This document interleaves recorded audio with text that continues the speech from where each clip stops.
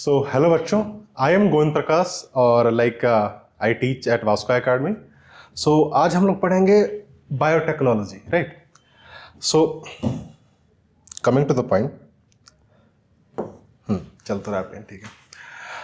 सो जो ये चैप्टर है बेटा, ये क्लास 12 का चैप्टर है और ये काफ़ी वेटेज रखता है आपके नीट यूजी एग्जाम के लिए, क्योंकि हर साल आप देखोगे तो इससे 6 से 7 क्वेश्चन हमेशा पूछते ही हैं, दोनों चैप्टर मिला के। और इससे जो क्वेश्चंस आते हैं बहुत ही इजी होंगे, डायरेक्ट आपके एनसीईआरटी से होंगे।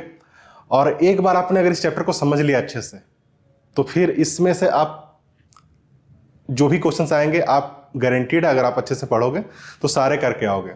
सो इस चैप्टर को बहुत ध्यान से सुनना, और थोड़ा सा कॉन्सेप्चुअल है। सो जब आपका ध्यान थोड़ा सा भटकेगा तो आपका कॉन्सेप्ट ऐसा उड़ जाएगा।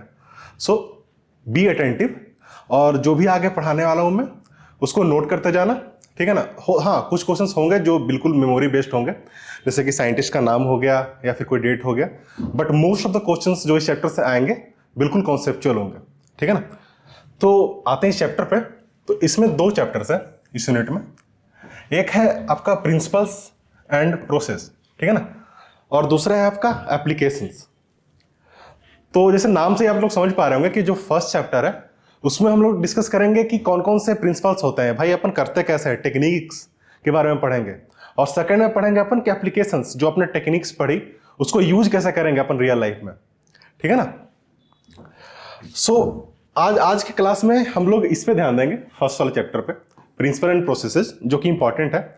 जो सेकेंड चैप्टर है रिलेटिवली छोटा है और इससे काफी इजी है, सो उसके लिए आप चिंता मत करो। तो अगर आपने ये अच्छे समझ लिया तो ये आपको गारंटीड ही समझ में आ जाएगा। So coming to the questions, कि पहले भाई अब आप हमें ये बताओ कि हम लोग पढ़ते क्यों आखिर बायोटेक्नोलॉजी, ठीक है ना। ठीक है, नीट में आएगा भाई, ठीक है, 6-7 नंबर का क्वेश्चन आएगा, बहुत ज़्यादा हैवी वेटेज है, बट फिर भी हम लोग पढ़ते क्यों बायोटेक्नोलॉजी। और आप में से कोई एग्जाम्पल सोच सकता है कि हम लोग मतलब डे टू डे लाइफ में कोई बायोटेक्नोलॉजी कर भी रहे हैं कि नहीं कर रहे हैं, ठीक है ना। सो सोचो आप।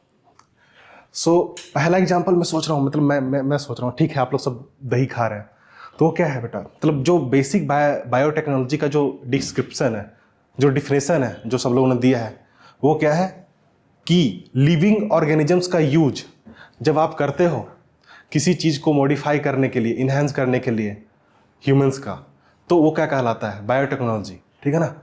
तो समझ लो बेटा, सबसे पहला एग्जांपल तो मेरे दिमाग में आता है कर्ड, ठीक है ना। इसमें अपन बैक्टीरिया का यूज़ करते हैं। कौन सा बैक्टीरिया, सबको पता है, लैक्टोबैसिलस, ठीक है, बहुत सिंपल सा एग्जांपल है। दूसरा वाइन, उसमें भी अपन फर्मेंटेशन करते हैं, ठीक है ना, ईस्ट यूज करते हैं ब्रेड बनाने के लिए, तो वो क्या कहता है, फर्मेंटेशन करता है, आपका ब्रेड बनता है। तो ये सब क्या हो गया, ये सब ट्रेडिशनल मेथड हो गया, ठीक है ना। बट थोड़ा और कॉम्प्लिकेटेड सोचते हैं, जैसे कि जब भी हम लोग बायोटेक्नोलॉजी सुनते हैं वर्ड तो लगता है कि अच्छा ये कुछ ज़्यादा ही एडवांस होगा, बट ऐसा है नहीं। जैसे मॉडर्न बायोटेक्नोलॉजी में भी कैसे आ गया आपका आईवीएफ, इन विट्रो फर्टिलाइजेशन, ठीक है ना। तो उसमें क्या करते हैं कि हम लोग जो मतलब जो सेक्सुअल रिप्रोडक्शन के थ्रू होता है उस काम को हम लोग इन विट्रो, यानी कि हम लोग लैब में उसको सेम काम हम लोग लैब में करते हैं, ठीक है ना। और क्या हो सकता है, जैसे वैक्सीन्स जो बनती है, एमआरएनए वैक्सीन्स, वो भी एक एग्जांपल हो सकता है आपका बायोटेक्नोलॉजी का। जैसे कि जैसे कि एग्जांपल देता हूँ, जैसे कि आपने अभी पिछले चैप्टर से पढ़ा होगा कि 2 तरह के रिप्रोडक्शन होते हैं, आसेक्सुअल एंड सेक्सुअल, ठीक है ना।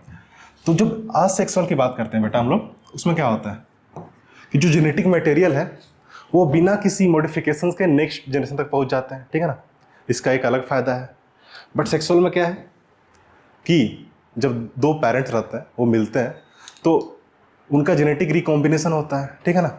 और कुछ जो ट्रेट्स हैं, जो प्रोजेनी है, उनमें दोनों के ट्रेट्स होते हैं कुछ कुछ। बट आप ये सोचो कि जो सेक्सुअल रिकॉम्बिनेशन है उसमें क्या आप डिसाइड कर सकते हैं कि सिर्फ आपको अच्छे वाले ट्रेट्स चाहिए, बुरे वाले नहीं चाहिए, नहीं कर सकते हैं ना। जैसे कि समझ लो कि एक आम का पेड़ है, ऐसे मान लो है कि आप लोग दशहरी आम खाते हैं, उसमें गुठली होता है बड़ा, ठीक है ना। और एक मतलब कोई दूसरा आम है जो बहुत ऐसा स्वीट है, तो अगर आप चाहते हैं कि ऐसा आम बनाए यार इसमें गुठली भी बहुत कम हो और स्वीट भी ज़्यादा हो, तो क्या करेंगे आप? ऐसा उसको, है ना, दो दो दो दो डिफरेंट प्लांट्स का क्रॉस कराएंगे। बट क्या आप डिसाइड कर सकते हैं कि वो जो आपका जो फेवरेबल ट्रेट है वही प्रोजेनी में आए? हो सकता है कि निगेटिव आ जाए, हो सकता है गुठली बड़ा हो जाए और मीठा भी ना हो, ठीक है ना। तो मतलब मेरे को बस एक ऐसा एक जोक याद आता है बेटा, लाइक ऐसा बहुत मेरे को नहीं पूछना कि ये सच है गलत है, बट जैसे एक 1960 में लाइक आइंस्टाइन थे, पता ही होगा आपको, और एक ऐसा उस समय की बहुत फेमस एक्ट्रेस थी, मतलब मर्लिन मोनरो करके, ठीक है ना। तो वो दोनों एक मिलते हैं कॉन्फ्रेंस में, तो जो मोनरो है वो बोलती हैं उनसे कि आइंस्टाइन सर आप तो बहुत इंटेलिजेंट हैं, लाइक अगर हमारा ऐसा कोई बेटा होगा तो कितना अच्छा होगा, लाइक मेरी तरह सुंदर होगा और आपकी तरह इंटेलिजेंट होगा, है ना। तो इसी वजह से आइंस्टाइन ऐसे जोक में ही बोलते हैं उनको ऑब्वियसली कि अरे अरे क्या पता मेरी तरह सुंदर हो जाए और आपकी तरह इंटेलिजेंट हो जाए, तब तो ऐसा समझ लो कि एकदम गुड़ गोबर हो गया तुम्हारा, है ना। तो इससे हम समझते हैं कि सेक्सुअल रिप्रोडक्शन में हम लोग डिसाइड नहीं कर सकते हैं कि कौन सा ट्रेट आगे जाएगा। बट समझो, यही अगर हम लोग बायोटेक्नोलॉजी का यूज करें तो हिल गया। एक सेकंड बेटा। यही क्या अगर हम लोग बायोटेक्नोलॉजी का यूज करें तो उसमें जो हमें पर्टिकुलर जीन चाहिए वो हम लोग प्राप्त कर सकते हैं नेक्स्ट प्रोजेनी में? श्योर। जैसे मान लो आपको इंसुलिन बनाना है, ठीक है ना, तो जैसे कि मान लो आपके पास टाइप 1 डायबिटीज का पेशेंट है कोई, ठीक है, उसकी बॉडी इंसुलिन प्रोड्यूस नहीं कर पा रही है, तो आप ये सोचो कि जो इंसुलिन के शॉट्स लगते हैं जो पेशेंट्स है वो लगाते हैं, तो कोई तो बना रहा होगा ना इंसुलिन, ठीक है ना। और इंसुलिन तो कोई केमिकल है नहीं कि जैसे लैब में ऐसा दो केमिकल्स मिला है उसको सिंथेसाइज कर दिए केमिकल इंजीनियरिंग से, नहीं ना, वो तो एक बायोलॉजिकल प्रोटीन है इंसुलिन का, ठीक है ना। तो वो कैसे अपन सिंथेसाइज करते हैं वो सब सीखेंगे, है ना। तो अब जैसे कि देखो, अब जैसे ये मैंने बताया कि ठीक है हम लोग बायोटेक्नोलॉजी के थ्रू जो फेवरेबल जीन्स है उसका सिलेक्शन कर सकते हैं। बट बेटा अगर कल को बोले कि यार ऐसा सर डॉक्टर के पास जाए कोई, बोले कि सर डॉक्टर साहब मेरे को ऐसा जो मेरा बेटा है उसमें ये ट्रेट होना चाहिए, वो ऐसा एकदम लंबा चौड़ा होना चाहिए, गोरा होना चाहिए, ऐसा इस नस्ल का होना चाहिए, तो तुम बताओ ये क्या इथिकली सही होगा या नहीं होगा? नहीं सही होगा, क्योंकि नेचर में तो सारे प्रकार के लोग रह रहे हैं ना। तो इसको डिसाइड कौन करेगा कि बायोटेक्नोलॉजी में क्या इथिक्स है, क्या इथिकल है, क्या नहीं इथिकल है ना। और भी चीज़ें होती है बायोटेक्नोलॉजी में, डेवलपमेंट साइंटिफिक, तो वो डिसाइड कौन करेगा? हम तुम तो नहीं करेंगे। तो उसके लिए बहुत एक कमेटी बैठाई गई है। तो ये आपके एनसीईआरटी में लिखा गया बेटा, हो सकता है आपको नाम पूछ दे डायरेक्ट। तो एक ऐसा ऑर्गेनाइजेशन है यूरोपियन फेडरेशन ऑफ बायोटेक्नोलॉजी, ठीक है ना। तो इसमें लाइक बहुत सारे लोग हैं, साइंटिस्ट हैं, वो लोग डिसाइड करते हैं कि क्या बायोटेक्नोलॉजी के लिए इथिकल है, क्या नॉन इथिकल है, जैसे कौन से क्रॉसेस कराने चाहिए, कौन से ट्रेट्स आप जेनेटिकली मॉडिफाई नहीं कर सकते हैं। मतलब अगर आप चाइना है तो अलग बात है, चाइना में तो कुछ भी कर सकते हैं आप, बट ऐसे फॉर अदर नेशंस समझ लो कि ये लोग रूल्स एंड रेगुलेशन डिजाइन करते हैं, ठीक है ना। तो ये इसमें कुछ है नहीं सीखने के लिए, ये मैं आपको स्लाइड शेयर कर दूंगा, ठीक है ना, आप उसमें से देख लेना। सो इसको अभी ज़्यादा दिमाग मत लगाओ। जैसे कि मैं एग्जांपल्स डिस्कस कर रहा था आपसे अभी अभी अभी मैं कुछ स्लाइड्स में बस आपको एक ऐसा ओवरव्यू दे रहा हूँ कि हमें क्यों पढ़ना चाहिए आखिर बायोटेक्नोलॉजी, राइट। उसके बाद हम लोग आएंगे टेक्निक्स पे और लाइक कैसे अपन करते हैं बायोटेक्नोलॉजी रियल लाइफ में, ठीक है। जैसे कि मैंने आपको एग्जांपल दिया था कुछ देर पहले कि mRNA वैक्सीन्स का, ठीक है ना, जो कोविड-19 में जो कुछ वैक्सीन्स थी वो किस पे बेस्ड थी? mRNA पे, है ना। और mRNA वैक्सीन्स अपन बॉडी में डालते हैं, फिर इम्यूनाइजेशन होता है, फिर अपन इम्यूनिटी विकसित करते हैं जिससे अपन फाइट करते हैं वायरसेस से, ठीक है। जीन थेरेपी हो गया एग्जांपल, IVF का एग्जांपल दिया मैंने आपको। तो ये सब कुछ एग्जांपल्स हैं बायोटेक्नोलॉजी के। बट हम करेंगे कैसे वो सीखेंगे अपन नेक्स्ट कुछ देर में। अब देखो ये पूछ सकता है आपसे डायरेक्ट, इसको आप नोट कर लेना, ठीक है ना, प्रिंसिपल्स ऑफ बायोटेक्नोलॉजी। सो ऐसे प्रिंसिपल्स तो आप बहुत सारे गिन सकते हो, बट बेसिकली जो आप ऐसा ओवरव्यू अगर बोलो तो दो तरीके के प्रिंसिपल्स हैं, जेनेटिक इंजीनियरिंग और बायो प्रोसेस इंजीनियरिंग। तो जेनेटिक इंजीनियरिंग में वो सब कुछ आ गया जो आप कर सकते हैं एक जीन को मैनिपुलेट करने के लिए। जैसे मान लो एक फॉरेन जीन है, फॉरेन मतलब कि जो आपका जीन नहीं है, किसी दूसरे का जीन है, आप उसमें हमारे में डालना चाह रहे हो जीन, तो वो हो गया फॉरेन जीन। उसको इंसर्ट कैसे करेंगे उसको बाकी कैसे आइडेंटिफाई करेंगे जीन को, सारा टेक्निक्स आ गया किसमें बेटा, इसमें जेनेटिक इंजीनियरिंग में, ठीक है ना। और ये जो है ये आपका काइंड ऑफ केमिकल इंजीनियरिंग हो गया। जैसे मान लो आप जा रहे हैं लैब में, ठीक है ना, आपको बैक्टीरिया में कोई एक जीन डालना है वेक्टर के थ्रू, प्लाज्मिड के थ्रू, तो आप डालेंगे कैसे, है ना, आपको कैसे इंश्योर करेंगे कि जो हम चाह रहे हैं वही बैक्टीरिया ग्रो हो, है ना। जैसे आप तो मतलब मान लो आप में से कुछ बच्चे ऐसे नहाते ही नहीं है 10 दिन तक, आप ऐसे ही चले गए सोट के, हाँ हाँ भाई, उसमें क्या होगा कि जो अनवांटेड बैक्टीरिया वो भी ग्रो हो जाएंगे लैब में, है कि नहीं। तो उसको अवॉइड करने के लिए अपन क्या करेंगे, ऐसा पूरा ऐसा कोट पहनेंगे, ग्लव्स डालेंगे, उसको स्टेराइल करेंगे, पूरा जो लैब का आपका हुड रहता है, ठीक है ना, जहाँ पर अपन काम करते हैं अल्कोहल से, 70% अल्कोहल से, ठीक है ना, वहाँ पे एयर जो फ्लो रहेगा, क्योंकि अपन हवा में बैक्टीरिया है बेटा, ठीक है ना, तो हवा के बैक्टीरिया को कैसे भगाओगे। जैसे आपने देखा होगा कि दिल्ली में पोल्यूशन है इतना, अगर ऐसे ही कर दिए बिना हवा प्यूरिफाई किए तब तो भाई ऐसा खत्म किस्सा। तो उसमें क्या करता है अपन, हेपा फिल्टर होता है लैब में, हुड, बड़े बड़े हुड होते हैं बेटा ऐसे इतने बड़े बड़े, उसमें एक साइड से हवा, प्यूरिफाइड हवा बहती है ऐसे, ताकि जो हवा का कंटेमिनेशन है वो खत्म करे अपन, ताकि जो हमें चाहिए बैक्टीरिया बस वही ग्रो करे, ठीक है ना। तो ये जो भी केमिकल इंजीनियरिंग का जो भी प्रोसेस है, जो भी स्टेराइल बनाने के लिए यूज कर रहे हैं अपन इन्वायरमेंट को, वो सब किस में आएगा, बायो प्रोसेस इंजीनियरिंग में, ठीक है ना। तो बस इतना ही था इसमें समझने के लिए, ये डायरेक्ट आप याद रख सकते हैं, और हो सकता है डायरेक्ट कुछ समटाइम्स जो नीट है वो आपका साइंटिस्ट का नाम भी डायरेक्ट पूछते हैं, तो उनके लिए इस चैप्टर में ये 2 नाम है जो बहुत इंपॉर्टेंट है। तो बेटा इसमें कहानी है, लाइक ऐसा मेरे को बहुत अच्छा लगा इसलिए मैं आपको बता देता हूँ कि जो हर्बर्ट बॉयर थे ना बेटा, ये बहुत ही प्रिविलेज बैकग्राउंड में पैदा नहीं हुए थे, ठीक है ना। तो ये ऐसे पेंसिल्वेनिया के किसी गांव में थे, मतलब वहाँ के लोग ऐसे ही मेहनत मजदूरी करते थे सिर्फ, बट ये कैसे करके पढ़ लिख गए थोड़ा, है, पिट्सबर्ग चले गए, ग्रेजुएशन कर रहे थे, तो वहाँ इन्होंने ढूंढा था रिस्ट्रिक्शन इंजाइम, समझा। जब मान लो कि तुम ग्रेजुएशन किए हो, मतलब मुश्किल से 24-25 साल के हो, उस समय उन्होंने ढूंढा था रिस्ट्रिक्शन इंजाइम, जो कि आगे पढ़ेंगे क्या कितना इंपॉर्टेंट है ये, है ना। और आज के वर्ल्ड में अगर ये इंजाइम हटा दिया जाए तो समझ लो कि जो हम लोग 100 साल पीछे चले जाएंगे, समझ रहे हो। तो उस समय उन्होंने खोजा था क्या, रिस्ट्रिक्शन इंजाइम, कब, 1963 में। और ये है ये उस समय जब ये दोनों मिले थे, तब ये थे स्टैनफोर्ड के प्रोफेसर थे, स्टैनली कोहेन, राइट।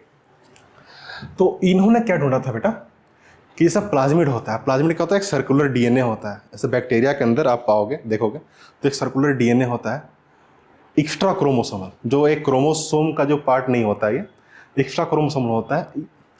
तो इन्होंने क्या पाया था कि अगर मान लो ये बैक्टीरिया है, समझ रहे हो, ये इनका ऐसा मान लो ये क्रोमोसोमल डीएनए है, और ये है मान लो आपका प्लाज्मिड। तो इन्होंने क्या डिस्कवर किया था कि एक बैक्टीरिया का जो प्लाज्मिड है, इसको दूसरे किसी बैक्टीरिया में कैसे ट्रांसफर कर सकते हैं, ठीक है। अब सोचो, इन्होंने किया था रिस्ट्रिक्शन एंजाइम, और इन्होंने क्या किया था, खोज प्लाज्मिड्स को कैसे ट्रांसफर करता है। अब ये दोनों जब आपस में मिले, कब, 1973 में, तब क्या हुआ कि इन्होंने बोला अच्छा आप ऐसा डीएनए को काट सकते हैं, काट के जोड़ भी सकते हैं किसी जगह पे। और इन्होंने बोला अच्छा अगर हम लोग जोड़ दिए एक प्लाज्मिड में तो उसको ट्रांसफर भी कर सकते हैं दूसरी जगह पे।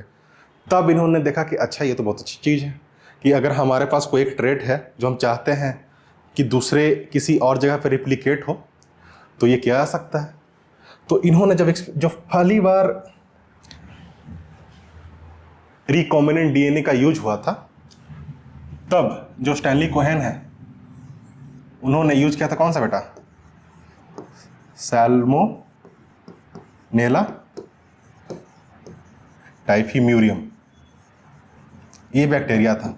तो इसमें क्या होता था कि इसके पास एक नेचुरल प्लाज्मिड होता था जो कि एंटीबायोटिक रेजिस्टेंस था, यानी इस पे अगर आप कोई एंटीबायोटिक देते हो फिर भी जिंदा रह सकता था। तो सोचो इसके पास एक सुपर पावर थी, ठीक है ना। अब इन्होंने क्या किया कि इन्होंने आइडेंटिफाई किया कि अच्छा ये जो जीन है जो एंटीबायोटिक रेजिस्टेंस के लिए रिस्पॉन्सिबल है उसको इन्होंने दूसरे प्लाज्मिड में डाल दिया काट के। अब इस प्लाज्मिड को क्या किया, इन्होंने दूसरे किसी बैक्टीरिया में ट्रांसफर किया। हो सकता है कोई और बैक्टीरिया हो, ई कोलाई हो समझ लो फॉर एग्जांपल।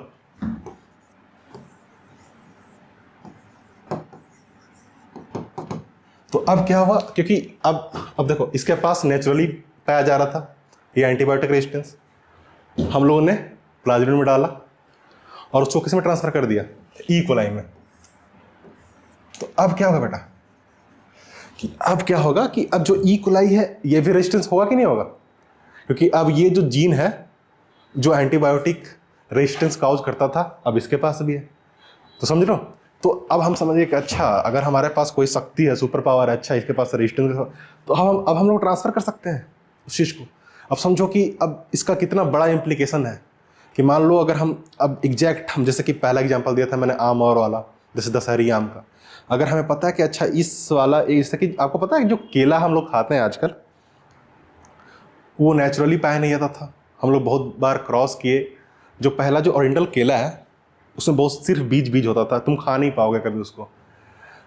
बट है कि उसको इतना क्रॉस किया गया डिफरेंट ब्रीड से कि आजकल जो केला खाते हैं उसमें बीज भी नहीं है और काफ़ी ज़्यादा स्वीट भी है, ठीक है ना। तो अगर मान लो आपको कोई ऐसा ट्रेट पसंद आ गया किसी भी प्लांट में या किसी भी चीज़ में, तो आप ट्रांसफ़र कर सकते हो कि नहीं कर सकते हो, आसानी से कर सकते हैं। अब आते हैं कि एग्जैक्ट स्टेप्स कैसे अपन कर सकते हैं, उसको सीखेंगे अपन इस चैप्टर में। तो यहाँ तक हुआ हमारा इंट्रोडक्शन काइंड ऑफ, ठीक है ना। तो अब हम लोग सीखेंगे स्टेप्स आरडीटी के। तो ये तुम देखो आरडीटी जो है इसमें आर क्या है, रिकॉम्बिनेंट। रिकॉम्बिनेंट आपको समझ में आ रहा होगा कि कुछ रिकंबाइन हुआ है। जैसे आपका जो जेनेटिक मटेरियल है ऐसा है, अगर मान लो इसको हम लोग को रिकंबाइन करना है, हमारे पास मान लो कि ये कुछ अलग फॉरेन डीएनए है, अगर हम इसके बीच में ये इंसर्ट करना चाहते हैं तो क्या होगा,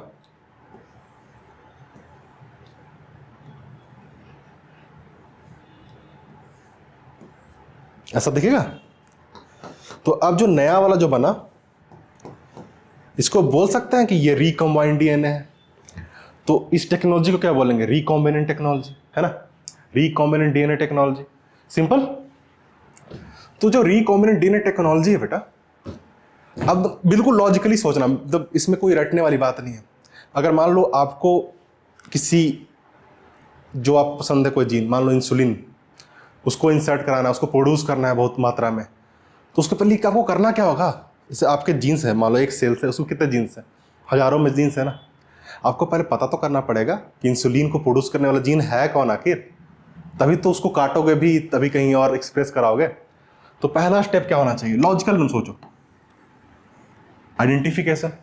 पहले अपन आइडेंटिफाई करेंगे कि अच्छा ये जीन है, ओह, उसके बाद क्या करेंगे, उस जीन को मॉडिफाई करेंगे, प्लाज्मिड में डालेंगे, है ना। तो उसको किसी में इंट्रोड्यूस करना पड़ेगा, ठीक है ना, किसी वेक्टर में। जैसे मान लो, जैसे मैं हमेशा एग्जांपल लेता हूँ, ये ऐसा आपका जैसे रिकॉर्ड हो रहा है कैमरे में ना, तो ये मान लो कि आपका एसडी कार्ड है, ठीक है ना, ठीक है। तो ये समझ लो कि एसडी कार्ड है। एसडी कार्ड में क्या होता है बेटा, इंफॉर्मेशन सेव्ड है, जैसे जीन से इंफॉर्मेशन सेव है। बट क्या ऐसे एसडी कार्ड लेके आप देखोगे तो उसमें वीडियो दिख जाएगा, नहीं दिखेगा ना। उसके लिए क्या चाहिए आपको, ऐप चाहिए, मान लो एमएक्स प्लेयर चाहिए, कुछ चाहिए। तो ये समझ लो कि एमएक्स प्लेयर है, क्योंकि एमएक्स प्लेयर क्या करता है, वो पहचानता है वीडियो फॉर्मेट को एसडी कार्ड में से, अच्छा ये .mp4 है, चलाते हैं इसको, उसमें ऐसा कोडिंग किया हुआ रहता है। बट क्या एमएक्स प्लेयर हवा में काम करेगा, लॉजिकली नहीं करेगा ना। उसके लिए क्या चाहिए, मोबाइल तो चाहिए ना, जो पूरा सिस्टम प्रोवाइड करेगा उसको, है ना, मदरबोर्ड रहेगा, साउंड रहेगा, उसमें स्पीकर्स रहेंगे। तो वो क्या हुआ, अपन इसको बैक्टीरिया में डालेंगे ना, जैसे ये दोनों को, जो एसडी कार्ड है आपका, जो एमएक्स प्लेयर है, उसको होस्ट करने के लिए एक बैक्टीरिया तो होना चाहिए, है, जो उसको प्ले करे, जो जीन्स को एक्सप्रेस करवाए, है ना, इंसुलिन के जीन को इंसुलिन के प्रोटीन में बदले, है ना। तो उसके लिए क्या करना पड़ेगा, अपन को कोई बैक्टीरिया चाहिए होगा, ठीक है ना। Maintenance of the introduced DNA into the host and transfer to the DNA to its progeny, simple. अब अपन इन सबको और इलेबोरेट करेंगे। अब देखो, अपन सीखेंगे थोड़ा आगे जाकर कि कौन कौन से स्टेप्स हैं, कैसे कैसे स्टेप्स लेते हैं। बट अपन को अगर कुछ करना है, ठीक है ना, तो उसके लिए पहले टूल्स तो चाहिए कि ठीक है, हम अपन को रिकॉम्बिनेंट डीएनए टेक्नोलॉजी सीखना है, तो कौन कौन सा स्टेप होते हैं उससे पहले अपन को ये सीखना पड़ेगा ना कि कौन कौन से टूल्स यूज होते हैं। तो बेसिकली अगर मोटा मोटी बोले जाए तो ये 3 टूल है, ये डायरेक्ट तुम याद रखो, restriction enzymes, cloning vectors and competent host, ठीक है ना। ये 3 अगर तुम अच्छे से समझ गए तो तुम आगे वाला स्टेप्स भी अच्छे से समझ जाओगे।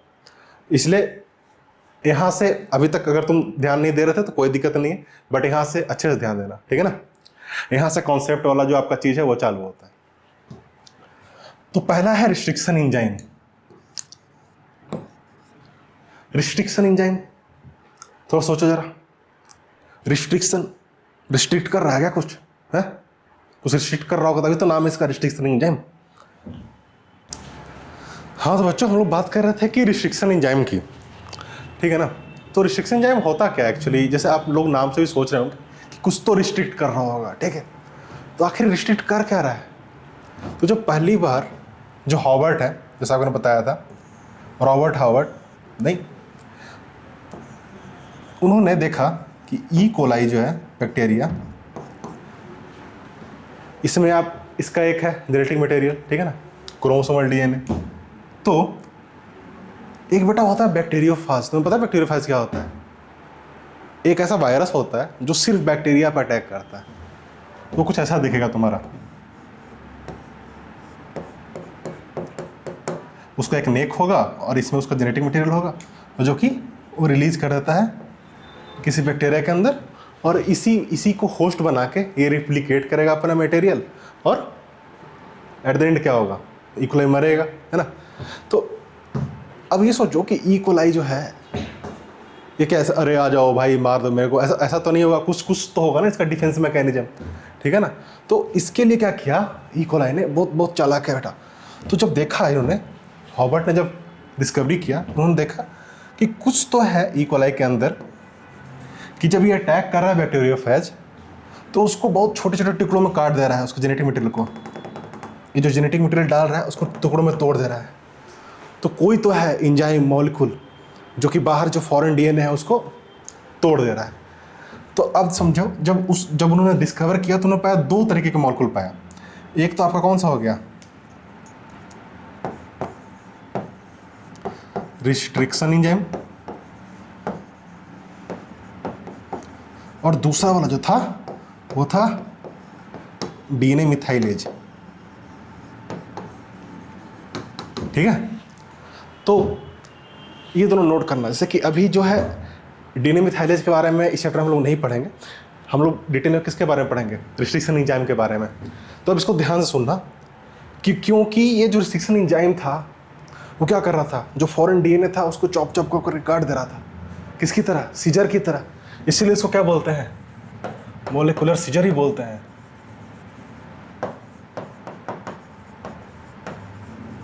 ठीक है ना। तो अब सोचो कि यार ये कोई मॉलिक्यूलर सीजर है जो डीएनए को काट देता है, बट इसके पास खुद का भी तो क्रोमोसोमल डीएनए है कि नहीं? तो ये तो बच जा रहा है। सोचो, ऐसे पबजी खेलते हैं तो ऐसा फ्रेंडली फायर होता है, अपने ही टीममेट को नहीं मार सकते हैं, ठीक है ना। तो उसमें क्या होता है, अगर मान लो अगर अपना ही टीममेट मर गया तो फिर क्या फ़ायदा बेटा, दूसरे टीम वाले जीत जाएंगे। तो इसमें क्या है कि कैसे बचाएं कि यार सामने वाले का डीएनए तो चॉप हो जाए, कट जाए, बट खुद का बच जाए। तो वहाँ ये जो डीएनए मिथाइलेज है, जैसे नाम से ही आपको पता चल गया कि डीएनए मिथाइलेशन कर रहा होगा डीएनए पे, यानी कि डीएनए पे जो ये है हर जगह जो मिथाइलेशन कर दिया, यानी कि CH3 ग्रुप जोड़ दे रहा है। इससे क्या होता है कि खुद का डीएनए सेफ हो गया, ये एक शील्ड की तरह काम कर रहा है, समझा। तो अब जो सीजर से खुद पे नहीं चल पाएगा, बट जो फॉरेन वाला जो पार्टिकल है उसको चॉप कर देगा। इससे क्या हुआ, अपना जो ई कोलाई है वो सेफ हो गया, ठीक है ना। तो इससे है कि यार ये ह्यूमन का टेंडेंसी है बेटा कि जो भी नेचर में पाया था ना, जो भी हम लोग डिस्कवर किए हैं मोस्टली पहले से मौजूद था। हम लोग बस इंस्पिरेशन लेते हैं, उससे सीखते हैं और अपने यूज के काम में ले आते हैं। तो अब थोड़ा सा बढ़ते हैं आगे की तरफ, तो देखेंगे हम लोग कि ये दो तरीके के रिस्ट्रिक्शन एंजाइम्स होते हैं, समझे। एक होता है एक्सोन्यूक्लियेज और एक होता है इंडोन्यूक्लियेज। जैसे ये वर्ड से देखो, एक्सो मतलब क्या हुआ, बाहर से, और न्यूक्लियेज मतलब होगा जैसे कि डीएनए, आरएनए, ये सबको काट देगा। बट ये क्योंकि एक्सोन्यूक्लियेज है, ये क्या करेगा, ऐसा मान लो जैसे डीएनए मॉलिक्यूल है आपका, तो ये सिर्फ बाहर की तरफ अटैक करेगा, यहां से।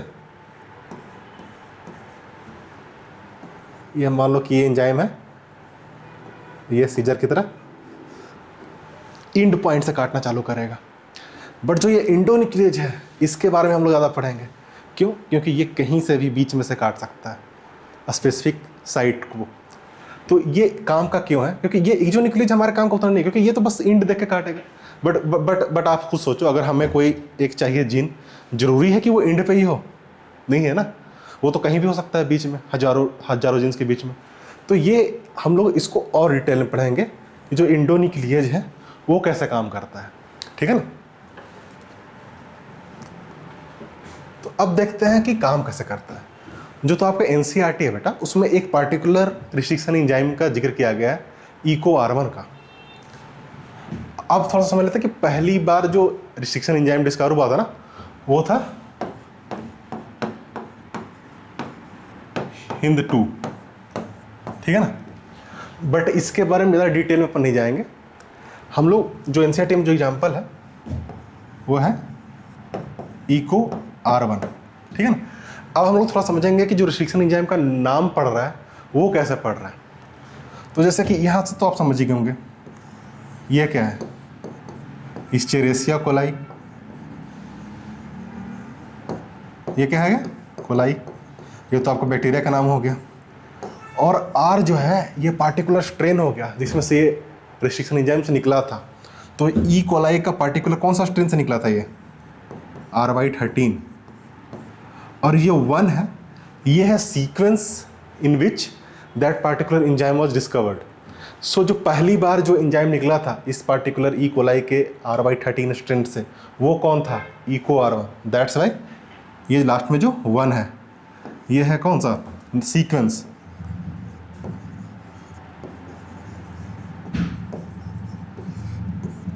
अब इसी से तुम समझ रहे हो कि ये जो 2 है, ये उस पार्टिकुलर बैक्टीरिया में सेकेंड बार में पाया गया था, ये जो रिस्ट्रिक्शन एंजाइम है, इसीलिए वो 2 है, ठीक है ना। अब देखो, अब थोड़ा सा चर्चा कर लेते हैं अपन। अरे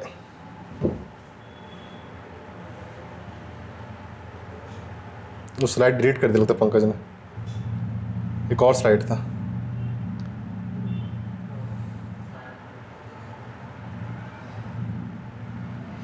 बट ठीक है, इसमें आता है, इसमें भी फोटो है, ठीक है ना। तो जो EcoR1 है बेटा, वो क्या करता है, कैसे पहचानता है कि कौन से साइड पे आके अपन को काटना है। तो एक बात याद रखना कि कोई भी जो रिस्ट्रिक्शन एंजाइम रहेगा वो हमेशा अटैक कहाँ करेगा, एक बिल्कुल स्पेसिफिक सीक्वेंस पे। और वो सीक्वेंस कैसा होना चाहिए, पैलिंड्रोमिक।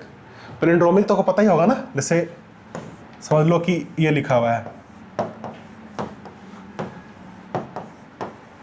मलयालम, दिख रहा है आपको सबको। तो अब जो है आप इसको इस तरह से पढ़ो चाहे इधर से पढ़ो, साउंड सेम करेगा।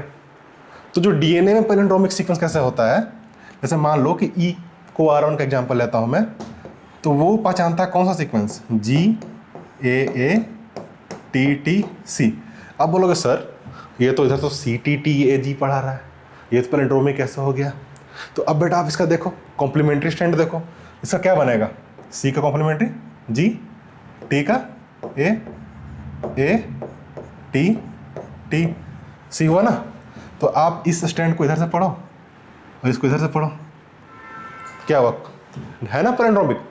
जो EcoR1 है, जैसे ये जो है इसका 5' एंड है, ये 3' एंड है, ये इसका 3 प्राइम एंड है और ये इसका 5 प्राइम एंड है।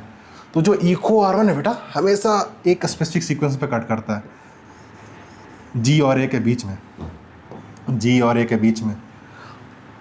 तो जो क्या क्वेश्चन कैसे बनेंगे, ऐसे एनसीईआरटी में क्वेश्चन से एक क्या जो आपका रिस्ट्रिक्शन एंजाइम इको R1 है क्या बिल्कुल मिडिल से दूर काटता है या मिडिल में काटता है? तो आप खुद देखो, मिडिल तो यहाँ होता बट यहाँ क्या काट रहा है, नहीं काट रहा है ना, क्या काट रहा है, मिडिल से दूर काट रहा है। तो ये जो स्टेटमेंट है ट्रू है कि फॉल्स है?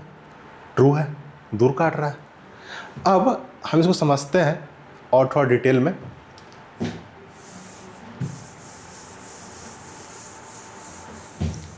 इसको आप नोट कर लेना, ठीक है ना, पॉज करके वीडियो। अब इस देखो बेटा, अगर वेक्टर है कोई, ठीक है ना, अगर कोई वेक्टर है जिसमें अपन वेक्टर फॉर सपोज मान लो प्लाज्मिड है, प्लाज्मिड आपने पढ़ा ही होगा कि सर्कुलर डबल स्ट्रैंडेड डीएनए होता है, ठीक है ना। इस पे अपन को फॉरेन कोई डीएनए है वो अटैच करना है, ठीक है। तो अपन कैसे करेंगे? तो एक रूल है कि अगर हम लोग को अटैच करना है कोई फॉरेन डीएनए को किसी प्लाज्मिड में, तो सेम रिस्ट्रिक्शन एंजाइम यूज करना पड़ेगा, ठीक है। सेम क्यों, तो आगे हम लोग देखेंगे सेम क्यों यूज करेंगे।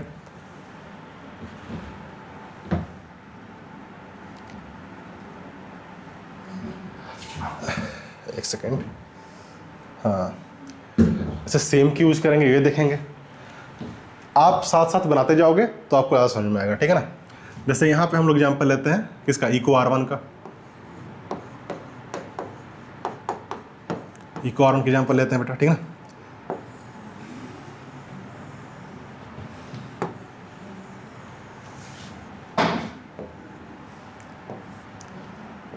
ठीक है, और इधर आपका हो गया कौन सा, फॉरेन डीएनए हो गया।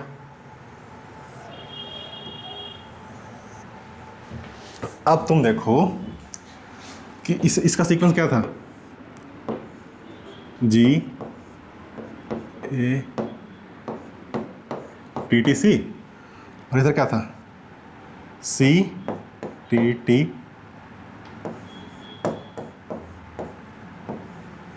ठीक है ना। अब तुम देखो जो इको, अब इसमें भी मान लो कि सेम है, ठीक है।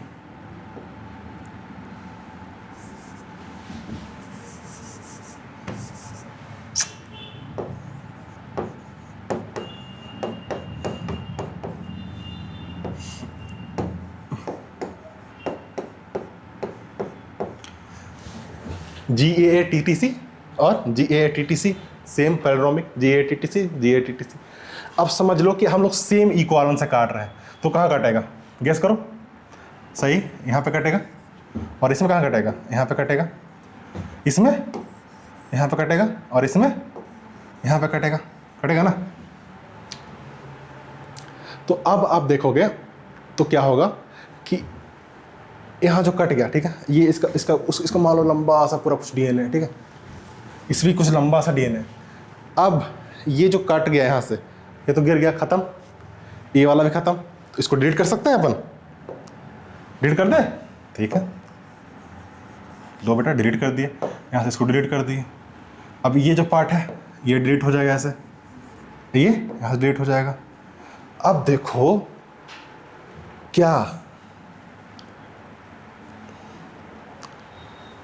ये वाला जो एरिया है इसके कॉम्प्लीमेंट्री है कि नहीं है, देखो ये वाला एरिया उससे कॉम्प्लीमेंट्री है कि नहीं है। वैसे ये तो तुम्हारा G जो है C से चिपका हुआ है हाइड्रोजन बॉन्ड से, ठीक है ना।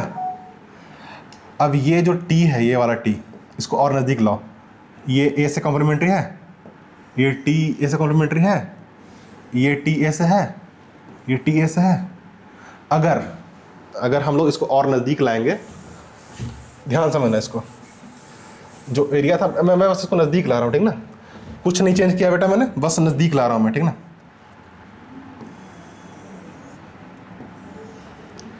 ये वाला जो ऊपर जो कौन सा था, TAA,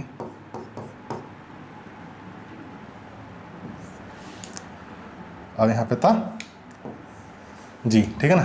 तो जो ये वाला पार्टिकुलर एरिया देखो, ये क्या हुआ, इससे कॉम्प्लीमेंट्री। तो अब ये कॉम्प्लीमेंट्री है तो इससे हाइड्रोजन बॉन्ड बनाएगा कि नहीं बनाएगा, बनाएगा।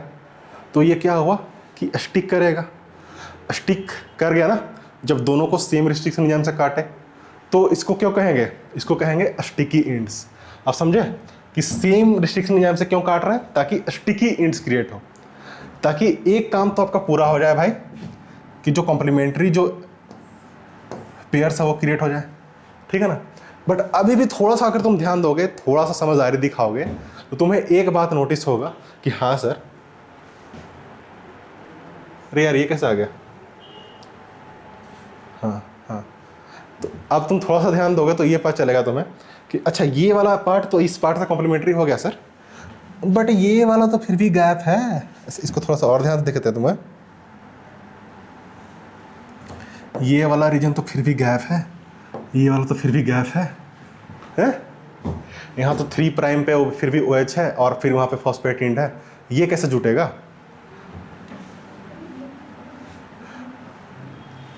भाई उसको देखो तो कुछ लेना है क्या, कुछ कोई बाहर है उनको कुछ लेना है क्या, कुछ लेना है आपको, कुछ चाहिए था नहीं, ओके। तो देखो अब इसमें आते हैं बेटा, इसमें देखते हैं कि अगर जैसे ये वाला जो पार्ट बच गया है ये कैसे चिपकेगा, ठीक है ना। तो जैसे कि देखो रिस्ट्रिक्शन एंजाइम जो था उसको क्या बोलते थे, मॉलिक्यूलर सीजर्स बोलते थे, क्योंकि वो जो DNA है डबल स्ट्रैंड को क्या कर रहा था, काट दे रहा था। तो अब यहाँ पे आएगा कौन सा, लाइगेज, ठीक है ना, जो कि यहाँ पे जो गैप है इसको सटा देगा गोंद की तरह, ठीक है ना। ये कॉन्सेप्ट समझ में आया आपको। तो एक बार लाइगेज ने उसको चिपका दिया तो अब सीमलेस चिपक गया। अब आगे का स्टेप करेंगे जो आपको कुछ देर में बताएंगे कि आगे के स्टेप्स में कैसे करते हैं अपन, कैसे उसको क्लोन को वो प्लाज्मिड में डालेंगे, प्लाज्मिड को कैसे हम लोग ट्रांसफॉर्म करेंगे बैक्टीरिया में, वो सीखेंगे आगे। बट फिलहाल तुम ये देखो कि मान लो यार हम लोगों ने काटा, ठीक है ना, हम लोगों ने रिस्ट्रिक्शन एंजाइम से कोई DNA का पार्ट काटा, काट के हम लोग निकालेंगे कैसे। मान लो कि एक DNA है, ठीक है, अरे भाई ये तुम्हारा सेल से निकाले, उसको DNA काटे, बट तुम DNA काट के हटाओ कैसे, छाटो कैसे, तुम्हें पता थोड़ी है। उसके लिए क्या क्या करते हैं अपन, उसके लिए अपन यूज करते हैं जेल इलेक्ट्रोफोरेसिस, ठीक है ना। तो मान लो फॉर एग्जांपल तुम्हारा बहुत बड़ा बच्चा, आप उस क्लास में बैठ सकते हैं, ठीक है, सॉरी।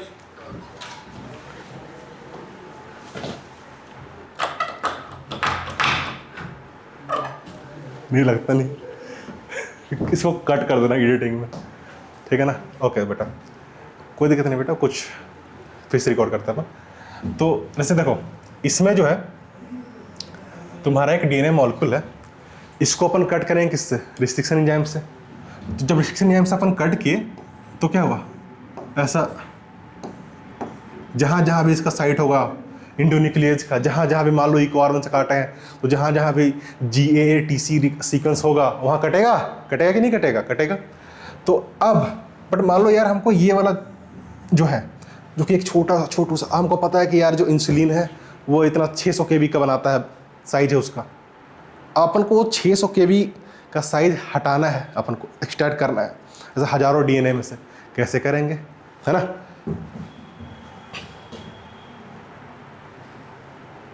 यार इसका फंक्शन एक तो है ना, हाँ।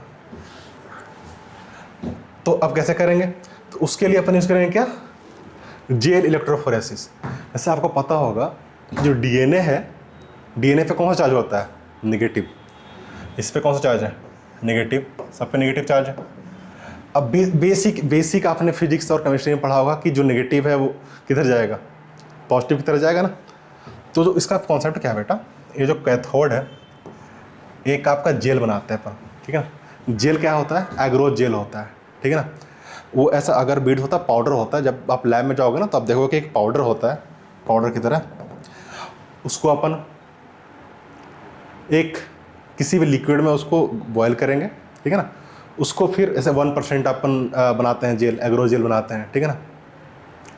तो उसको इस टाइप के स्क्वायर से हम बनाएंगे, ऊपर से कॉम्स रखेंगे, मतलब ऊपर जैसे कि मान लो एक ऐसा कंघी करते हैं ना आप, तो कंघी में कैसे होता है, ऐसा ऐसा कॉम्स होते हैं। तो मान लो एक ऐसा जेल है जिसमें आपने धंसाया, ठीक है ना, उसको फिर जमने दिया, ठीक है ना, बर्फ़ की तरह, मान लो बर्फ़ की तरह सॉलिड तो नहीं होगा बट वो बहुत ऐसा सॉफ्ट ऐसा होगा जेली टाइप से। तो एक बार वो सॉलिडिफाई हो गया तो अब तो वो फिक्स हो गया, है ना। जो कॉम्स का जो शेप है वेल्स बन गया, उसके बाद कॉम्ब हटा लो तो कैसा बनेगा, कॉम्स हटा लोगे तो ऐसा ऐसा वेल्स दिखेगा आपको। अब वेल्स में क्या करोगे, आप अपना डीएनए लोड करोगे, है ना। डीएनए में थोड़ा सा कलर डाल दोगे ताकि पता चले कि हाँ यार डीएनए तो कलरलेस है ना, डीएनए में थोड़ा सा कलर डाल दो, ठीक है ना। उसमें इथिडियम ब्रोमाइड डाल दो, क्योंकि डीएनए तो कलरलेस है ना। आप ऑब्जर्व कैसे करोगे कि डीएनए कहाँ चालू हुआ, तो इथिडियम ब्रोमाइड से अपन क्या करेंगे, लेवल करेंगे। इथिडियम ब्रोमाइड क्या करता है बेटा, जो डीएनए का जो डबल स्टैंडर्ड है ना स्ट्रक्चर, उसमें फंस जाता है, इंटरकैलेट हो जाता है। और जब आप यूवी रे डालोगे ना तो वैसा फिर वो एक्साइट होगा अलग कलर में, अलग yellow orange reddish colour, orange yellow colour kind of आपको इमिट करेगा, जिससे आप पहचान पाओगे अच्छा अच्छा ये जो हमारा इंसुलिन वाला बैंड है वो यहाँ पर आ गया है। तो अब थोड़ा सा प्रिंसिपल समझ लेते हैं आप। तो मान लो हम लोगों ने अपना जो डीएनए है डाला यहाँ पे, ठीक है, फर्स्ट लेवल में, इधर कौन सा चार्ज है, नेगेटिव, और डीएनए खुद कैसा चार्ज है, नेगेटिव।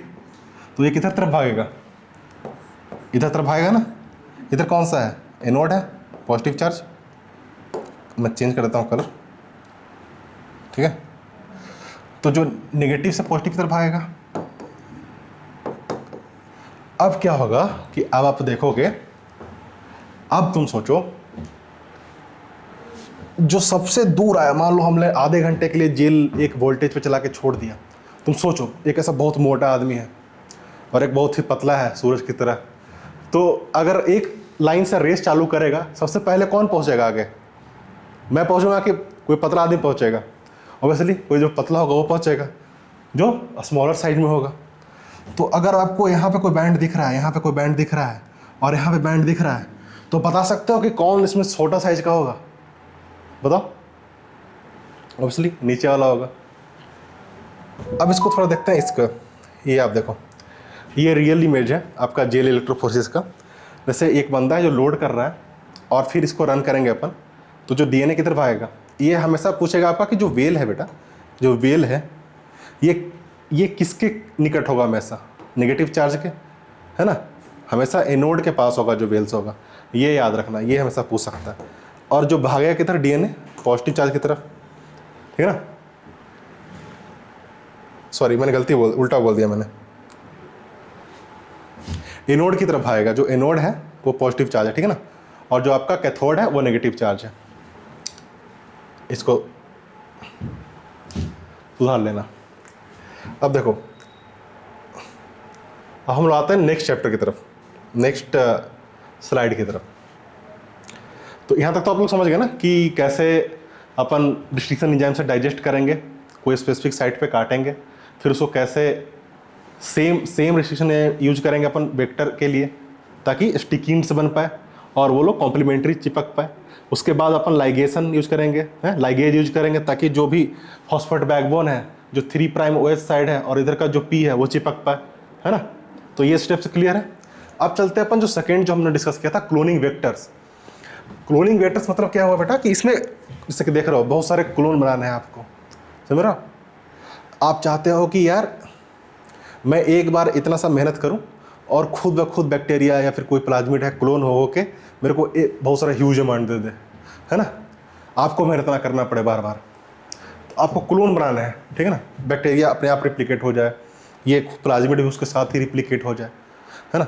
अगर आप इसको बनाने जाओगे खुद से तो कितना मेहनत लगेगा, बट समझ लो कि इस प्लाज्मिड को आपने डाल दिया किसी बैक्टीरिया में और बैक्टीरिया रिप्लिकेट हो रहा है तो प्लाज्मिड भी साथ में रिप्लिकेट हो रहा है ना। तो बिना ऐसा चिल्ड आउट होकर आप बैठे रहो, आपका क्लोन हो जाएगा, है ना। बट उस क्लोन को करने के लिए कोई चाहिए ना, वेक्टर चाहिए कि नहीं चाहिए। तो ये जो वेक्टर है ये क्या करेगा, क्लोनिंग में हेल्प करेगा। अब ये बताओ कैसे, मान लो जस्ट एग्जाम्पल पूछ रहा हूँ मैं आपसे कि अगर कोई एक ऐसा फॉरेन डीएनए है उसको मैंने बैक्टीरिया में डाल दिया तो क्या होगा, बैक्टीरिया रिप्लिकेट कर देगा क्या, उसको उससे प्रोटीन बना देगा, नहीं बनाएगा ना, क्योंकि उसको तो फॉरेन डीएनए लगेगा, है ना। अब जैसे कि जैसे कि मेमोरी कार्ड वाला एग्जांपल दिया था मैंने आपको कुछ देर पहले, तो आप मेमोरी कार्ड ऐसे ही डाल दो, ऐसा मतलब समझ लो ऐसा मोबाइल में कवर के पीछे डाल दो, समझ रहे हो? तो मेमोरी कार्ड है, उसका एक स्पेस है, जगह है, कहाँ डलता है, समझ रहे हो ना? तो उसमें सारा फंक्शन तभी काम करेगा।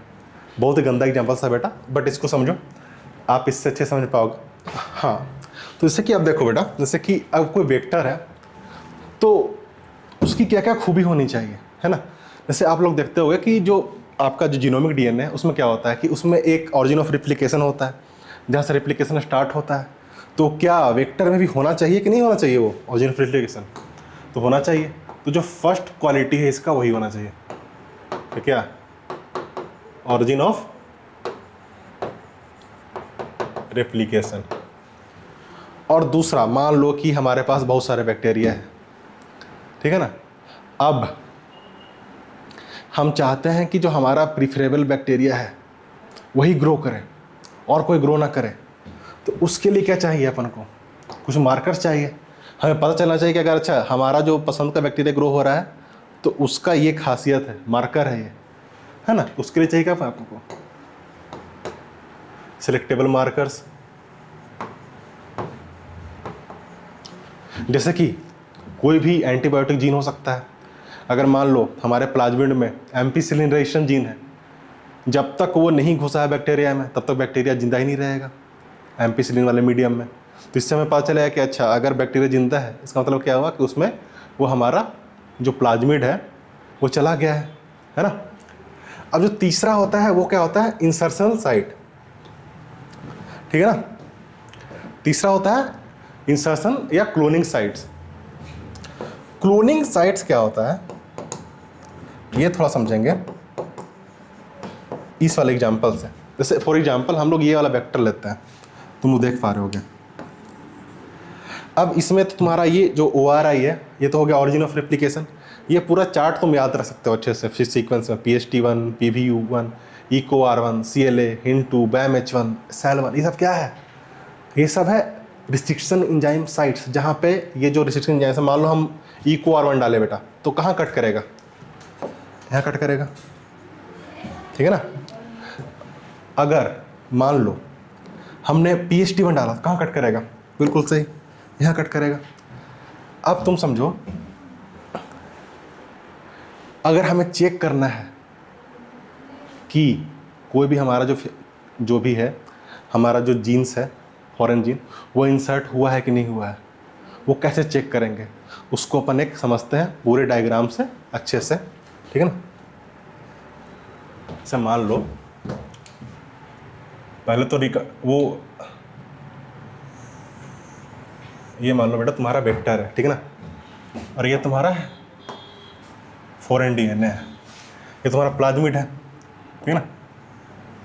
ये इधर तुम्हारा कौन सा है? एम्पिसिलिन रेजिस्टेंट जीन है। थोड़ा कलर चेंज कर लेता हूँ। इधर तुम्हारा कौन सा है? टेट्रासाइक्लिन है। अगर मान लो यहाँ पे है तुम्हारा EcoR1, ये एक एग्जाम्पल है, मतलब ये जो पिछला इमेज है उसका रेप्लिकेट नहीं कर रहा हूँ मैं, जस्ट आपके एग्जाम्पल के लिए कर रहा हूँ, ठीक है ना? यहाँ पे मान लो आपका है BAMH1, ठीक है ना? अगर मान लो हमने EcoR1 साइट से इस प्लाज्मिड को भी डाइजेस्ट किया और इसको भी डाइजेस्ट किया और एक ऐसा वेक्टर बन गया, अरे कलर चेंज हो गया, ठीक है?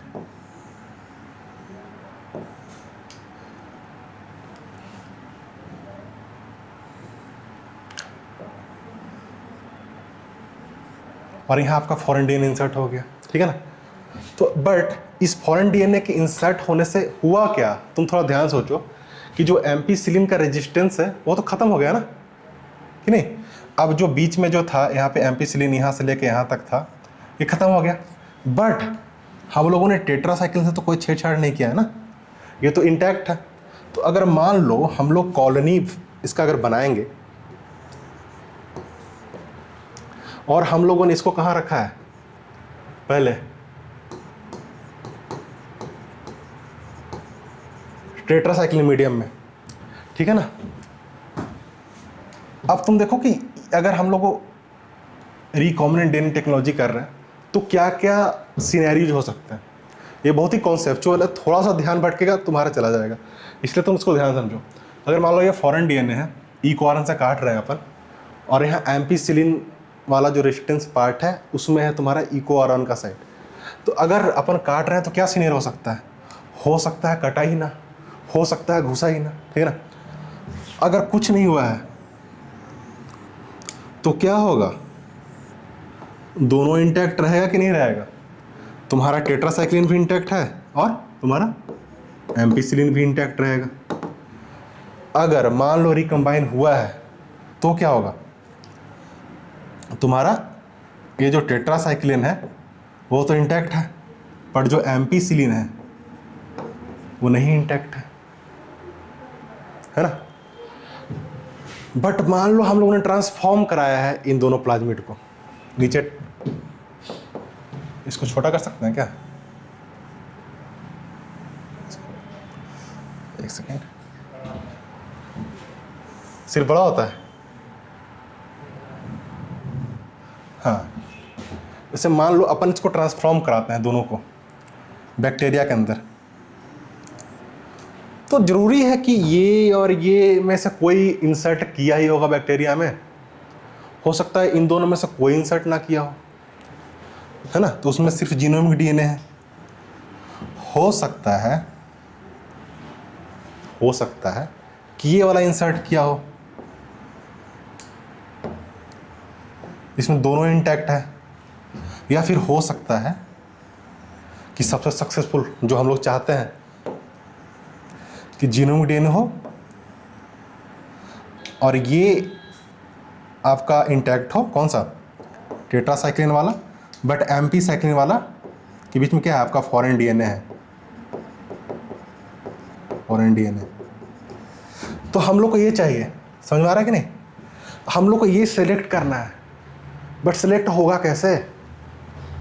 तो अब समझो कि अपन तीनों काइंड ऑफ बैक्टीरिया को अगर हम लोग एम्पीसिलिन वाले प्लेट में ग्रो करेंगे तो कौन सा बैक्टीरिया ग्रो करेगा? इसको नंबर देते हैं अपन, 1 2 3। तो एम्पीसिलिन वाले प्लेट में कौन ग्रो करेगा बेटा, बताओ तुम? इसमें तो कोई प्लाज्मिड आया ही नहीं, घुसा ही नहीं, कुछ हुआ ही नहीं, तो इसके पास तो रेजिस्टेंस है ही नहीं, ये तो मर जाएगा।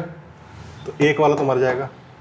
सेकंड में आपका प्लाज्मिड तो गया है बट इंसर्ट नहीं गया है ना, तो ये, बट इसमें दोनों इंटैक्ट है, यानी एम्पीसिलिन और टेट्रासाइक्लिन दोनों जिंदा रहेगा ये वाला बैक्टीरिया, तो ये दो तो जिंदा रहेगा। अब थर्ड में ये एम्पीसिलिन जिंदा रहेगा कि नहीं रहेगा जिंदा? बताओ, एम्पीसिलिन वाला तो एक्स्ट्रा बैक्टीरिया मर गया है, ठीक है ना, तो ये तो जिंदा नहीं रहेगा।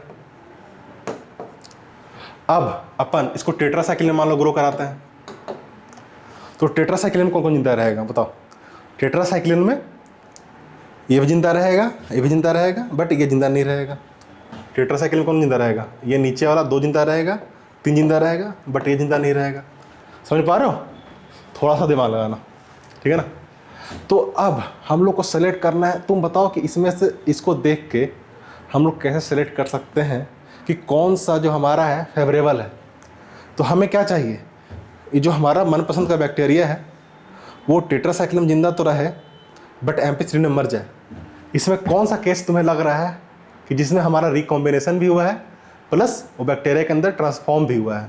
कौन सा केस होगा ऐसा बताओ? ऑब्वियसली थर्ड वाला ना, जो दोनों में जिंदा रह रहा है उसमें तो रिकॉम्बिनेशन ही नहीं हुआ, जो दोनों में मर जा रहा है उसमें तो ट्रांसफॉर्मेशन ही नहीं हुआ। बट जो ये वाला केस है इसमें रिकॉम्बिनेशन भी हुआ है और ट्रांसफॉर्मेशन भी हुआ है। तो ऐसे हम लोग चुन सकते हैं। बट क्या होता है ना, जैसे कि अब ये वाला जो टेक्निक मैंने आपको सिखाया ये बहुत ही लेंदी है, आपको 2 बैक्टीरिया छांटना है, एक में मर जा रहा है एक में नहीं मर पा रहा है। अच्छा नहीं होगा कि हम लोग एक ही बार में छांट लें, हैं? उसके लिए क्या हुआ कि एक और टेक्निक डिस्कवर किया गया बेटा, उसको बोलते हैं इंसर्शनल इनएक्टिवेशन। तो इसमें क्या होता है आपका कि कि एक मान लो प्लाज्मिड है और एक ये एरिया है जो प्रोड्यूस करता है बीटा गैल एंजाइम। इसकी खूबी क्या है कि अगर आप इसमें एक्स गैल ऐड करोगे तो बीटा गैल और एक्स गैल मिलके कौन सा कलर प्रोड्यूस करेगा? Blue colour. और सपोज यहाँ पे तुम्हारा एक इको आर1 का साइट है, अगर तुम्हारा जो फॉरेन डीएनए है, इसको हम एफडी कर देते हैं, ठीक है ना, फॉरेन डीएनए, अगर एफडी इसमें घुस गया तो बीटा गैलोक्टोज नहीं प्रोड्यूस हो पाएगा, एक्स गैल के साथ मिलके ब्लू कलर नहीं फॉर्म कर पाएगा। तो तुम समझ जाओ कि अच्छा जो कॉलोनीज ब्लू हैं उसमें क्या हुआ है, उसमें हमारा रिकॉम्बिनेशन नहीं हुआ है, और जो वाइट है वो क्या है, हमारा रिकॉम्बाइन हो गया है। समझ रहे हो? तो इसमें ये बहुत ही इजी चीज़ है, आप समझ सकते हो इसको आराम से। तो इसमें क्या होता है कि आपका एक ऐसा प्लेट होता है, ठीक है ना, और इसमें ऐसा वाइट कॉलोनीज है। एक कॉलोनी में समझ लो कि बहुत सारे बैक्टीरिया हैं, एक कॉलोनी एक बैक्टीरिया नहीं है। अब उसी में तुम्हारा ब्लू कॉलोनीज तुम्हारा रहेगा बहुत सारा। तो ब्लू कॉलोनीज फॉर्म ही इसलिए हो रहा है क्योंकि इनका जो बीटा गैल वाला जीन है वो इंटैक्ट है। इंटैक्ट इसलिए क्योंकि उसमें कुछ इंसर्ट नहीं हो पाया, रिकॉम्बाइन नहीं हो पाया है। तो इससे ये ज़्यादा ईजी नहीं हो गया, तुम्हारा एम्पीसिलिन में एक बार छाटो, फिर एक बार टेट्रासाइक्लिन में छाटो, थोड़ा सा मेहनत बचा ना आपका। इसमें भी ऐसा नहीं है कि कोई भी सिलेक्टेबल मार्कर नहीं है, इसमें भी मान लो कि एक एम्पीसिलिन का मार्कर है। क्यों है एम्पीसिलिन का मार्कर? क्योंकि जरूरी थोड़ी है कि सिर्फ यही दो सिनेरियो हो कि एक में इंसर्ट हुआ है फॉरेन डीएनए और एक में नहीं हुआ है। हो सकता है इसके अलावा 50 बैक्टीरिया हो, समझ, तुम्हारे हाथ से कुछ चला गया हो। तो अगर ये वाला नहीं डालेंगे एम्पीसिलिन, तो हो सकता है अनदर बैक्टीरिया भी ग्रो कर गया हो। तुमको लगेगा अच्छा वाइट तो है ही भाई, तो अपने काम का बैक्टीरिया होगा, नहीं। तो एम्पीसिलिन से डालते हैं कि बाकी जो हज़ारों बैक्टीरिया हैं उसमें से, क्योंकि हमारे बैक्टीरिया के पास ही ये सिर्फ कैपेसिटी है, क्योंकि हमने ही उसमें डाला है एम्पीसिलिन वाला प्लाज्मिड। तो ये सारे जो ग्रो कर रहे हैं सब में प्लाज्मिड तो गया है, बट सब में रिकॉम्बिनेशन नहीं हुआ है। जो रिकॉम्बिनेशन हुआ है वो कौन सा है? वाइट वाले। समझ में आ गया? बहुत ही इजी कॉन्सेप्ट था, इससे डायरेक्ट क्वेश्चन आ सकते हैं ब्लू वाइट स्क्रीनिंग से। अब देखो, मतलब जस्ट एग्जांपल के बता रहा हूँ, जैसे कि क्योंकि इसमें एग्जांपल दिया था कॉम्पिटेटिव होस्ट पे आने से पहले। जैसे अभी तक आपको लग रहा होगा कि जो वेक्टर्स होते हैं सिर्फ यही प्लाज्मिड हो सकता है ना, बट ऐसा है नहीं। जैसे मैंने आपको कुछ देर पहले बताया कि कैसे यार हम लोग बहुत चालू इंसान हैं, जैसे कि कहीं भी कुछ देखते हैं नेचुरल फिनोमिना, वो अच्छा लगता है, हम लोग कॉपी कर लेते हैं। जैसे कि जो हमारा बैक्टीरियोफाज में से हम लोगों ने सीखा कौन सा, रिस्ट्रिक्शन एंजाइम को कैसे मैनिपुलेट कर सके, यूज़ कर सकते हैं। उसी तरीके से प्लांट में जब हम लोग जाते हैं तो एक है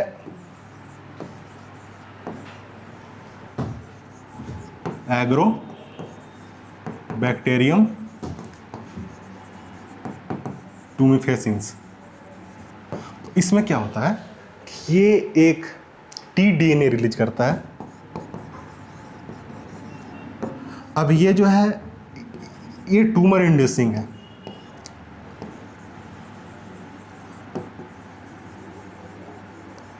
इसलिए इसको बोलते हैं टीआई प्लाज्मिड भी। जो टीआई प्लाज्मिड है वो क्या करता है, अगर किसी जो पेड़ है इसका उसमें अगर जाएगा तो ये ट्यूमर कॉज कर देता है, ठीक है ना। तो हम लोगों ने सोचा कि अच्छा यार ये तो बड़ा अच्छा वेक्टर है, ये तो हमारा बहुत अच्छा मतलब काम का चीज़ हो सकता है कि हम अगर इसका पैथोजेनिक प्रॉपर्टी है वो हटा दें। समझ रहे हो? अगर मान लो कोई एक ऐसा, जैसे हम लोग वायरस भी यूज़ करते हैं बेटा, जैसे एडिनो वायरस को यूज़ करते हैं अपने काम के लिए। जैसे कि कोई चीज़ ऐसा इनेटली बुरा नहीं होता ना, उसका जो सिर्फ तुम अच्छा वाला पार्ट ले लो। जैसे ये ट्यूमर काउज तभी करेगा ना जब इसके अंदर का जो जीन है ट्यूमर वाला वो एक्सप्रेस होगा। समझ लो, हम लोग मान लो कि इसका बस जो काम का चीज़ है जो ट्रांसपोर्ट कर रहा है सेल के अंदर वो हम लोग ले लें, और बाकी जो ट्यूमर वाले जीन की जगह हम अपना अच्छा वाला जीन डाल दें, तो क्या हम इससे अच्छा काम नहीं करवा सकते हैं? करवा सकते हैं।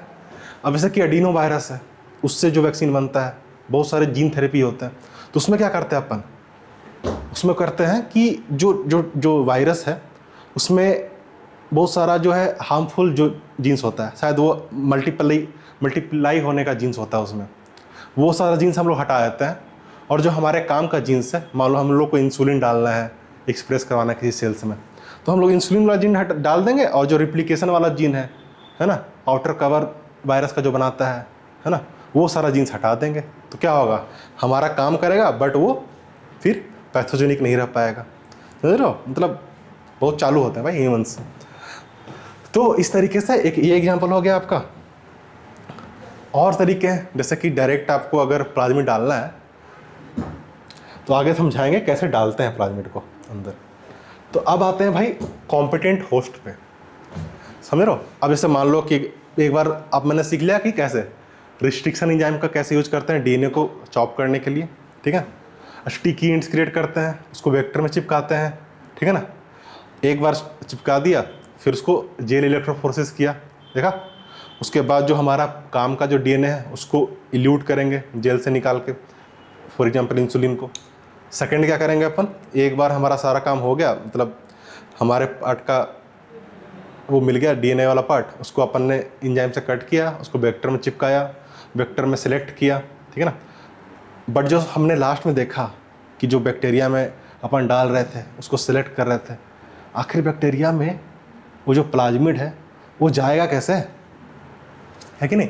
तो बहुत ही सिंपल है बेटा। जैसे कि अगर कोई आदमी है, जैसे कोई तुम लोग स्टूडेंट्स हो, तुम लोग को अगर कोई चीज़ अडेप्ट करना है तुमको मेहनत करना पड़ेगा ना, कॉम्पिटेंट होना पड़ेगा। ऐसा तुम आके ऐसे क्लास में ऐसे बैठे रहोगे, सीख पाओगे नहीं, सीख पाओगे। तो उसके लिए कॉम्पिटेंट बैक्टीरिया कैसे बनता है, कैसे वो जो बाहर का डीएनए है वो अपने अंदर ले सकता है। तो उसके लिए अपन क्या करते हैं कि पहली बात डीएनए पहले भी मैंने बताया कि डीएनए कौन सा चार्ज है, नेगेटिवली चार्ज है। डीएनए के ऊपर नेगेटिव चार्ज है, और जो तुम्हारा मेम्ब्रेन है बैक्टीरिया का उसके भी नेगेटिव चार्ज है, हाइड्रोफोबिक है, ठीक है। अब बताओ, अगर मेरे को इसको यहाँ पे डालना है तो सबसे पहला लॉजिकल स्टेप क्या होना चाहिए। डीएनए का तो चार्ज नहीं हटा सकता ऑब्वियसली यार, इसका चार्ज हटा सकते हैं, बैक्टीरिया का नेगेटिव चार्ज थोड़ा सा न्यूट्रलाइज कर दे तो कैसा रहेगा। अगर इस पे मान लो कोई ऐसा आ जाए, है ना, Ca2+, जो कि ऐसा सा हर एक नेगेटिव से बाइंड थोड़ा सा न्यूट्रलाइज कर दे जो सरफेस है बैक्टीरिया का, तो थोड़ा अच्छा नहीं होगा, इसको मदद नहीं मिलेगा इसके सरफेस से चिपकने में, अंदर जाने में, है? तो क्या करते हैं अपन, बहुत सिंपल स्टेप है कि पहले तो बैक्टीरिया को डालते हैं क्या, हम आइस कोल्ड CaCl2 सॉल्यूशन में, एकदम चिल्ड रहता है, ठीक है ना, उसमें बैक्टीरिया डालते हैं, फिर सडन 42 डिग्री सेल्सियस पे इसको गर्म करते हैं, फिर अचानक से फिर इसको आइस पर रख देते हैं। तो ये वाला साइकिल आपको रिपीट करना है, आइस हॉट आइस। तो जो सडन हीट शॉक मिलता है इससे, इसके पोर्स खुल जाते हैं। पहला तो अपन चार्ज न्यूट्रलाइज कर ही रहे हैं बाइकटायन यूज करके, ठीक है ना, जो Ca2+ है उससे क्या हुआ, पोर खुल गया। अब जो बैक्टीरिया के अंदर है, अब जो हमारा डीएनए वो जा सकता है। एक बार बैक्टीरिया के अंदर डीएनए चला गया तो जो हमारा काम है भाई वो हो जाएगा, जो मैंने आपको पिछले स्टेप में बताया, ठीक है ना, कि अपन कैसे सेलेक्ट करेंगे सिलेक्टिबल मार्कर से, अलग अलग एंटीबॉडी यूज करके या फिर अलग अलग और भी चीज़ यूज करके। तो ये था आपका लास्ट टाइप, ख़त्म ही होने वाला ये वाला चीज़। तो अब अपन देखेंगे नेक्स्ट क्लास में कि कैसे अपन प्रोसेस करेंगे। ये अपन ने टूल्स सीखे बेटा आज। अब अपन स्टेप सीखेंगे कि मान लो अपन एक एग्जांपल सीखेंगे नेक्स्ट दिन कि मान लो एक हमारे पास कोई प्रोटीन एक्सप्रेस करना है इंसुलिन का, वो अपन कितने स्टेप्स होते हैं और क्या क्या स्टेप करेंगे सीक्वेंस वाइज कि हम इंड प्रोडक्ट को प्राप्त कर पाएँ। तो इसके लिए है कि लास्ट में बोलना चाहूँगा कि ये जो आपका जो है ना कॉम्पिटेंट होस्ट, सिर्फ ये एक मीडियम नहीं है जिससे आप जो प्लाज्मिड है या वेक्टर को एक बैक्टीरिया के अंदर डाल सकते हैं। जैसे आप अगर ह्यूमन सेल्स लोगे ना तो माइक्रो इंजेक्शन होता है, जैसे माइक्रो इंजेक्शन